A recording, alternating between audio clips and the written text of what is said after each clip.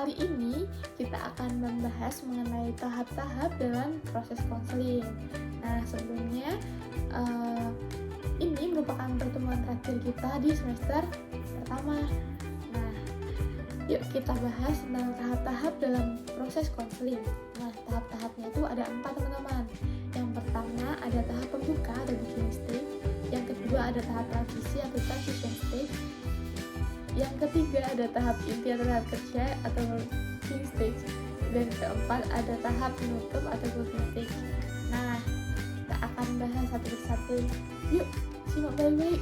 Oke teman-teman, yang pertama kita akan bahas mengenai tahap pembuka atau beginning stage. Nah, pada tahap ini konselor wajib menyampaikan salam kepada konseli sebagai tanda pembukaan suatu kegiatan konseling. Kemudian yang kedua, konselor wajib menyampaikan topik dan tujuan suatu kegiatan konseling kepada konseli. Yang ketiga, konselor wajib menjelaskan secara singkat mengenai kegiatan yang akan dilakukan selama proses konseling berlangsung. Kemudian yang keempat, konselor menjelaskan aturan main dalam suatu kegiatan konseling seperti adanya asas kerahasiaan, kemudian pemberian informed consent, dan lain-lain. Nah, yang selanjutnya, konselor wajib memberikan kesempatan kepada konseli untuk bertanya atau merespon terhadap proses yang dijelaskan. Jadi, jika konseli tidak paham, konseli bisa tanya kepada konselor dan konselor bisa menjawabnya dengan baik. Nah, selanjutnya yang keenam ada menunjukkan penghargaan kepada konseli, contohnya bersikap ramah, congruence, unconditional positive regard, empati, dan lain sebagainya. Nah, kemudian yang kedua ada tahap transisi atau transition stage. Nah, pada tahap ini konselor memberikan kesiapan kepada konseli untuk masuk ke kegiatan lebih lanjut dan memberikan pertanyaan seperti menanyakan kabar atau sudah siapkah pada sesi konseling saat itu.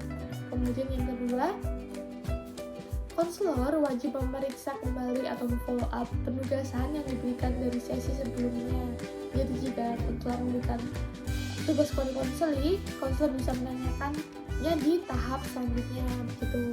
Kemudian yang ketiga itu menjelaskan kegiatan yang dilakukan pada tahap selanjutnya. Jadi supaya konseli jelas, tahap selanjutnya itu kita akan ngapain nih dalam satu kegiatan konseling gitu.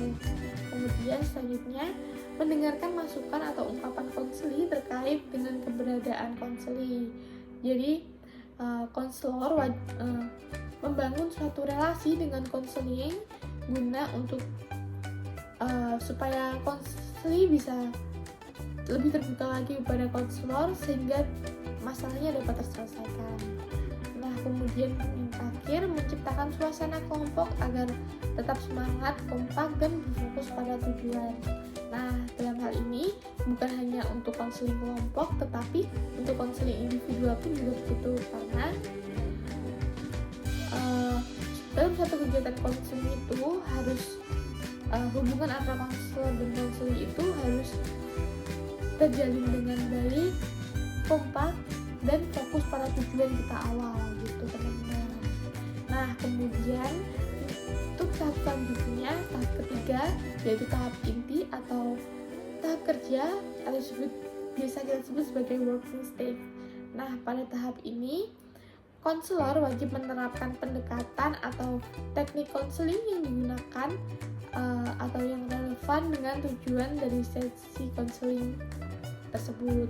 Kemudian yang kedua, konselor wajib memotivasi konseli untuk dapat lebih terbuka. Jadi konselor lebih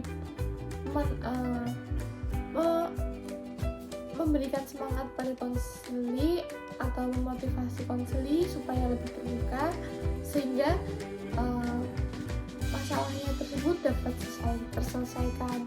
Dan pada tahap ini juga konselor menerapkan asas keterbukaan. Nah, kemudian selanjutnya konselor wajib berperan aktif namun tidak mendominasi proses konseling. Jadi kegiatan konseling itu konseli lebih mendominasi kegiatan konseling daripada konselor, dan konselor hanya mendampingi dan bertanya jika arah tujuannya itu udah nggak benar gitu. Kemudian yang terakhir yaitu mengatur ulang konseli agar tetap fokus dalam kegiatan konseling. Jadi supaya kegiatan konseling itu arahnya tetap lurus dan tidak berbelok-belok gitu. Nah, yang terakhir nih teman-teman, yang terakhir ini ada tahap penutup atau closing stage. Nah, tahap ini konselor wajib memberikan tanda bahwa kegiatan akan segera diakhiri. Kemudian yang kedua, konselor wajib merangkum hasil dari proses kegiatan konseling yang telah dilakukan dengan konseling.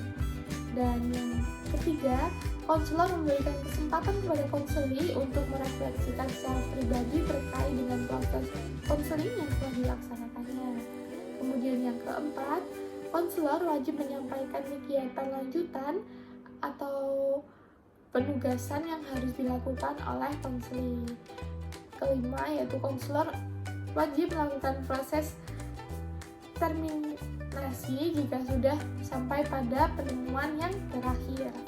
Dan yang terakhir, konselor wajib menyampaikan informasi mengenai alih tangan kasus jika permasalahan konseli itu tidak dapat ditangani dalam kegiatan konseling ini sendiri, sehingga perlu adanya alih tangan kasus.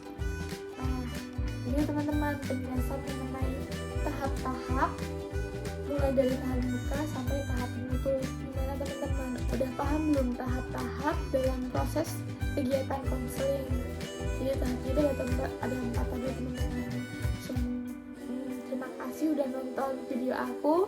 Semoga materi yang aku sampaikan saat ini tuh dapat berguna dan dapat bermanfaat bagi kalian semua. Dan terima kasih udah lihat video aku dari awal sampai akhir. Cukup sekian dari aku. Terima kasih udah nonton video ini. Semoga bermanfaat. Dadah.